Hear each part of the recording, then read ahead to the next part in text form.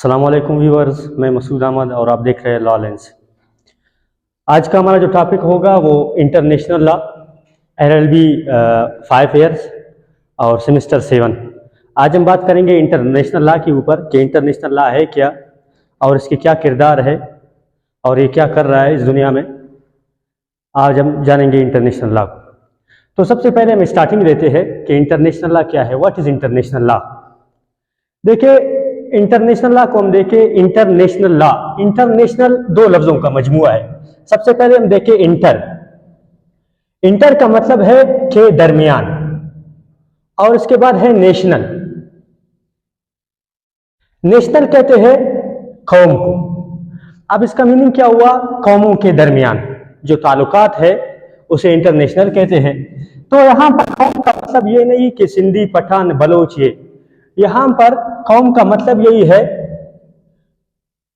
One state one nation. अगर आप पाकिस्तान में रहते हो तो आप क्या बने? पाकिस्तानी बने। अगर कोई इंडियन है तो फिर वो क्या बनेगा? वो इंडियन ही बनेगा। तो यहां पर नेशन का यही मतलब है। तो सबसे पहले हम इसको इंट्रोडक्शन देंगे कि इंटरनेशनल लॉ है क्या। तो इंटरनेशनल लॉ वो लॉ है जिस तरीके से आजकल आप देखते हैं कि दुनिया के अंदर यानी बैनुल अक़वामी जो तिजारत होती है एक दो मुल्क के दरमियान होती है, ठीक है, तो ये कौन करवाता है? ये इंटरनेशनल लॉ के थ्रू होती है। सबसे पहले हम इंटरनेशनल लॉ के ऊपर आते हैं। इंटरनेशनल लॉ क्या है? It is a set of customary and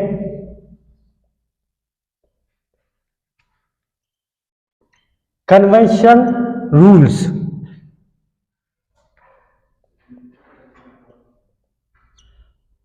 binding upon a civilized nation, ठीक है। It is a customary and convention. यहां पर हम दो चीजें पढ़ेंगे कि इंटरनेशनल लॉ किस चीज से बना हुआ है? कस्टमरी और कन्वेंशन। तो अगर हम बात करें कुछ साल पहले जाए, जिस तरीके से 500 साल पहले, उस टाइम भी लोग रहते थे, ठीक है, उस टाइम भी लॉ था। तो जब से इंसान पैदा हुए हैं वहां से लॉ की स्टार्टिंग हुई है। तो पुराने जमाने में लॉ था लेकिन लॉ रिटन शेप में नहीं था, वो कोडिफाइड नहीं था। तो इस बुनियाद पर कहते हैं कस्टमरी, रिवायत से निकला हुआ था। इसलिए कहते हैं कि custom is the oldest source of law. लोग रहते थे एक साथ मिल बैठकर कुछ ना कुछ चीजें तय करते थे, फिर इसको एक रूल बनाते थे जिसके मुताबिक वो अपनी जिंदगी गुजारते थे। फिर इसके बाद कन्वेंशन। अब कन्वेंशन क्या है आजकल के दौर में? अब कस्टम क्या हुआ? Custom is a practice of common person. Convention क्या है? Representative of state, practice of representative of state. आपके स्टेट के जो रिप्रेजेंटेटिव है, जो आपके स्टेट को रिप्रेजेंट करते हैं, एक स्टेट का रिप्रेजेंटेटिव दूसरे स्टेट में जाकर दूसरे स्टेट वाले से कुछ ना कुछ असूल के बुनियाद पर कुछ ट्रीटी होते हैं, कुछ कन्वेंशन होते हैं, उस बुनियाद पर वो रजामंद होते हैं। उस रजामंदी को क्या कहते हैं? उस रजामंदी को कहते हैं कन्वेंशन। तो आज हमने सीखा कि customary it is a international law is a set of customary and convention rules जो किसके ऊपर अप्लाई है? Civilised nation. सिविलाइज्ड कहते हैं मुहज्जिब, ठीक है। आजकल भी कुछ ऐसे ममालिक है जिस पर बैनुल अक़वामी तिजारत की पाबंदी लगी हुई है, जिस तरीके से आप लोग देखते हो ईरान को, ठीक है। तो इंटरनेशनल लॉ की जरूरत क्या थी? इंटरनेशनल लॉ इसलिए आई, ठीक है, इसकी बुनियाद इसलिए रखी कि दुनिया में तो बहुत सारे ममालिक है, कुछ ममालिक ऐसे होते हैं रिच है और कुछ ऐसे होते हैं गरीब है। तो इस बुनियाद पर, लेन देन के बुनियाद पर, तिजारत के बुनियाद पर बाज ऐसे और चीजें हैं जिसकी बुनियाद पर इंटरनेशनल लॉ बनाई गई। जिस तरीके से अगर हम मिसाल के तौर पर ले ले पाकिस्तान में गंदम की काश्तकारी ज्यादा होती है, मिसाल ले ले, गंदम की काश्तकारी ज्यादा होती है। तो इस बुनियाद पर कुछ असूल इंटरनेशनल लॉ ने रखा हुआ है, ठीक है। कुछ ऐसे चीजें होते हैं हम इस्तेमाल करते हैं, लेकिन जो बचे कुछ लोग हैं हम क्या करते हैं? उनकी ट्रेडिंग करते हैं, दूसरे ममालिक भेजते हैं। अब किस बुनियाद पर बेचते हैं? वो बुनियाद, वो असूल जो हमें इंटरनेशनल लॉ ने बताया है, उसके बुनियाद पर जाके हम लेन देन करते हैं या फिर बैनुल अक़वामी हमारे पास तिजारतें होती है, इसलिए। अच्छा, ये तो एक इसका शॉर्ट सा इंट्रोडक्शन। फिर इसके बाद हम इसके आते हैं मीनिंग अब इसकी मीनिंग क्या है? What is international law? International law is a body of law which regulates relationship between state या रिलेशनशिप बिटवीन कंट्रीज, ये इसका मीनिंग हुआ। अच्छा, फिर इसके बाद देखिए, अगर इसकी ओरिजिन की बात करें तो इंटरनेशनल लॉ एक ऐसी लॉ है, अब कुछ भी किसी को मालूम नहीं है कि कहां से आया, किस वक्त आया, किस तरीके से आया, फिलान तारीख को क्या हुआ, फिलान तारीख को क्या हुआ। तो इसकी अगर हम ओरिजिन की बात करें तो ओरिजिन इसके कहते हैं 1780 में।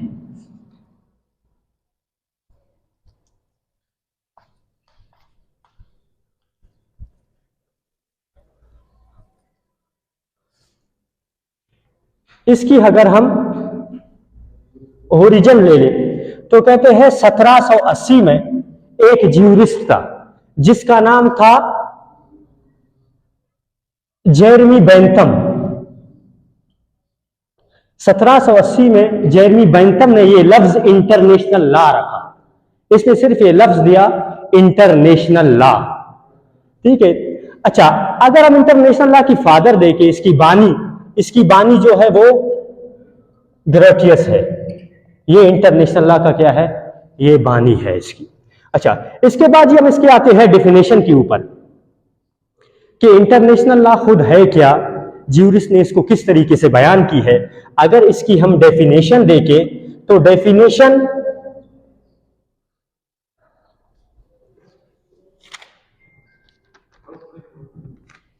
ओपेनहेम ने इसकी डेफिनेशन दी है 1905 में। इसकी जो डेफिनेशन है वो किसने दी है? ओपेनहेम 1905 में इसने इसकी डेफिनेशन बयान की है कि भाई इंटरनेशनल लॉ है क्या।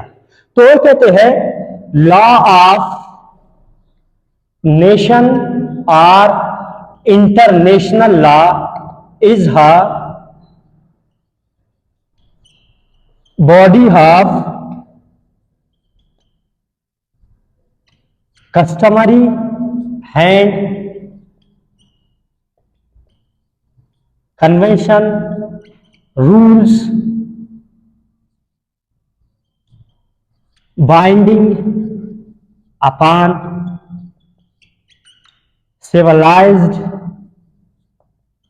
nation। तो ओपेनहेम ने इंटरनेशनल लॉ की डेफिनेशन कुछ इस तरीके से बयान की है। फिर यहां पर दो चीजें आए कि इंटरनेशनल लॉ कहां से ली हुई है? कस्टम और कन्वेंशन से ली हुई है। पुराने जमाने में जब लोग रहते थे लॉ नहीं था, लेकिन पुराने जमाने में कहते कस्टम था, ठीक है। और इसके बुनियाद पर वो लोग बैठते थे, कुछ ना कुछ रिवायतों के ऊपर और रजामंद होते थे, फिर इसके मुताबिक वो क्या करते थे, वो अपनी जिंदगी गुजारते थे। अच्छा, ये इसकी हुई छोटी सी डेफिनेशन। तो हम सबसे आज के इसके इंपॉर्टेंट चीज में आएंगे, वो है नेचर।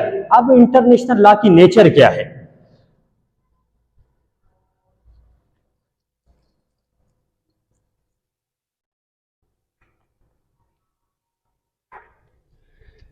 देखिए, अगर हम इसकी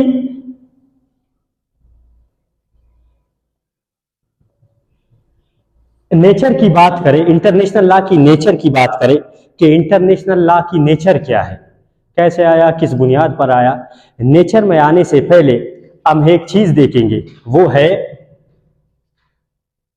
his international law is a law in true sense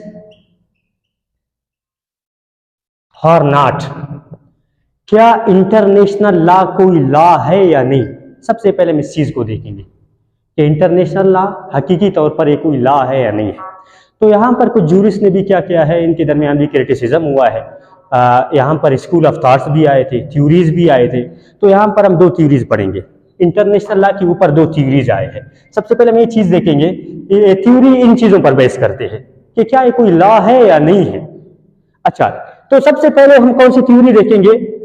positiveness theory जिसे कहते हैं।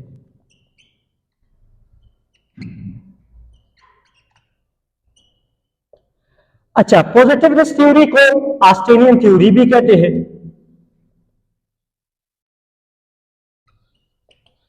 पॉजिटिवनेस थ्योरी को क्या कहते हैं? ऑस्ट्रेलियन थ्योरी भी कहते हैं। अच्छा, पॉजिटिवनेस थ्योरी की बानी कौन था? एक जॉन ऑस्टन था और दूसरा था जेरमी बेंथम।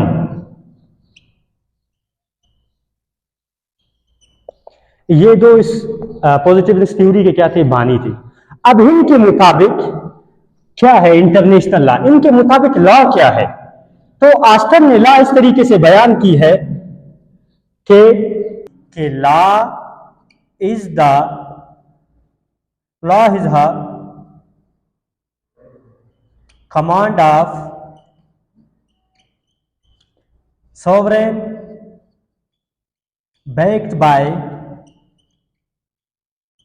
sanction। तो आस्टन ने इस बुनियाद पर कहा कि इंटरनेशनल लॉ कोई लॉ नहीं है। कैसे? Law is a command of sovereign backed by sanction. Law, Aston ने लॉ को तीन चीजों में बयान की है, एक कमांड है, एक सोवरेन है और एक सैंक्शन है। आस्टन ने कहा जिस चीज में कमांड ना हो वो लॉ नहीं है, और कमांड देने वाला कौन हो? सॉवरेन बॉडी हो। और जो शख्स या फिर जो बॉडी इस लॉ को तोड़े तो उसके लिए क्या होनी चाहिए? सैंक्शन, यानी सजा होनी चाहिए। ये किसने कहा था? ये जॉन ऑस्टन ने कहा था। इस बुनियाद पर उसने कहा international law is not a law. कैसे? तो इंटरनेशनल लॉ में उसने कहा ना कोई कमांड है, ना कोई सॉवरेन बॉडी है, और ना ही इसमें कुछ सैंक्शन है। तो इसलिए उन्होंने कहा था कि इंटरनेशनल लॉ लॉ नहीं है। और भी कुछ बातें उसने ऐड की थी कि इंटरनेशनल लॉ में लॉ इंटरप्रेट भी नहीं होता, लॉ की तशरीह भी नहीं होता। जिस तरीके से हम म्यूनिसिपल लॉ को देखें, म्यूनिसिपल लॉ तशरीह होती है, जिस तरीके से हमारे पास बॉडीज एग्जीक्यूटिव बॉडी है, लेजिस्लेशन है और जुडिशरी है, तो इंटरनेशनल लॉ में ऐसा कुछ है नहीं। सॉवरेनिटी, उसने कहा कि यहाँ पर कोई सॉवरेन भी नहीं है इंटरनेशनल लॉ में, यानी अनकमांडेड कमांडर। सॉवरेन का मतलब है अनकमांडेड कमांडर। इंटरनेशनल लॉ में ऐसा कोई नहीं है जो सॉवरेन हो, और इसमें कोई सजा भी नहीं है। ये चीजें बयान की। तो ये आस्टन की थ्योरी थी। अब आस्टन ने ये थ्योरी कब पेश की थी? 16वीं 17वीं सदी में। अगर हम आज की दुनिया देखें तो क्या हम ये कह सकते हैं कि वाकई में इंटरनेशनल लॉ कोई लॉ है या फिर नहीं है? ये थी आस्टन की थ्योरी। जो हमारे पास दूसरी थ्योरी थी वो था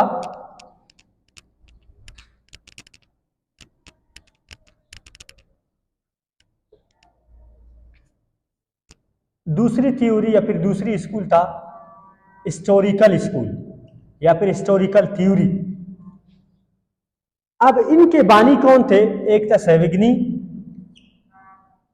और दूसरा था पोलाक। तो इन्होंने कहा इनके मुताबिक international law is a law in true sense. इन्होंने कहा था कि इंटरनेशनल लॉ एक लॉ है ट्रू सेंस में। तो इनके यहाँ लॉ की डेफिनेशन क्या है? इन्होंने सबसे पहली चीज बयान की जो हमने पीछे पढ़े, उन्होंने लॉ की डेफिनेशन इस तरीके से बयान की कि लॉ क्या है? कस्टम और इंटरनेशनल लॉ जो है वो कस्टम और कन्वेंशन के ऊपर बेस करता है, जो हमने पीछे कहा पढ़ा। तो यहां पर कस्टम है और कन्वेंशन है, तो यहां पर उन्होंने कहा कि कमांड की कोई जरूरत ही नहीं है, क्योंकि इंटरनेशनल लॉ बनी है कस्टम से है, कन्वेंशन से है, तो यहां पर कमांड की जरूरत नहीं है। तो जो दूसरी बात आस्टन ने की थी सॉवरेनिटी, सॉवरेन की बात की थी कि भाई बॉडी ऑफ सॉवरेन होनी चाहिए लॉ को बनाने की। तो यहां पर इन्होंने कहा कि भाई हाया इस दुनिया में कोई ऐसा है जिसके पास एब्सोल्यूट सॉवरेनिटी हो? ये भी नामुमकिन है, एब्सोल्यूट सॉवरेनिटी किसी के पास नहीं है। जो तीसरी बात आस्टन ने सैंक्शन की थी, सैंक्शन इन्होंने कहा हाँ जी सैंक्शन तो है। जिस तरीके से बैन अवी हमारे पास तिजारत है, आप लोग देखते हो, आप लोगों को शायद पता होगा, ईरान के ऊपर जो है वो क्या लगा हुआ है? बैन लगा हुआ है, बैन अवी तिजारत। ठीक है, तो अब ये सैंक्शन नहीं है तो क्या है? ये भी एक सजा है, सैंक्शन है। उसने कहा अभी सैंक्शन है, इसके ऊपर सजा मौजूद है। जिस तरीके से हमने कहा कि कस्टम और कन्वेंशन इंटरनेशनल लॉ की डेफिनेशन है, जो क्या किसके लिए? सिविलाइज्ड नेशन, जो मुहज़्ज़िब हो, यानी मुहज़्ज़िब जो स्टेट होते हैं। जिस तरीके से अब ईरान ने क्या कर दिया है, शायद इन चीज़ों को ईरान नहीं मानता, तो इस बुनियाद पर ईरान पर क्या हुआ है? बैन लगी है, यानी पाबंदी लगी है। तो इस बुनियाद पर उन्होंने कहा कि भाई हाँ। तीसरी बात इन्होंने पार्लियामेंट का कहा, तो यहां पर इन्होंने कहा कि भाई यूएनओ क्या है? यूएनओ भी एक पार्लियामेंट है। और इसके बाद अगर हम इसकी इंटरप्रिटेशन की बात करें तो इंटरप्रिटेशन आईसीजे, अब क्या है, इंटरनेशनल कोर्ट ऑफ जस्टिस, अब क्या है, ये इंटरप्रेट करता है। और दूसरी बात, अगर हम इसकी इंटरपोल की बात करें, यानी इंटरनेशनल पुलिस, ये भी क्या है, इसका एक एजेंसी है जो इस बुनियाद पर यानी इंटरनेशनल लॉ के मद्देनज़र रखते हुए इस तरीके से वो काम करता है। तो उम्मीद करता हूँ आपको ये वीडियो पसंद आएगी। अगर कोई भी सवाल हो आप कमेंट सेक्शन में हमसे पूछ सकते हैं। चैनल को सब्सक्राइब करें और बेल आइकन दबाएं और लाइक करें। शुक्रिया।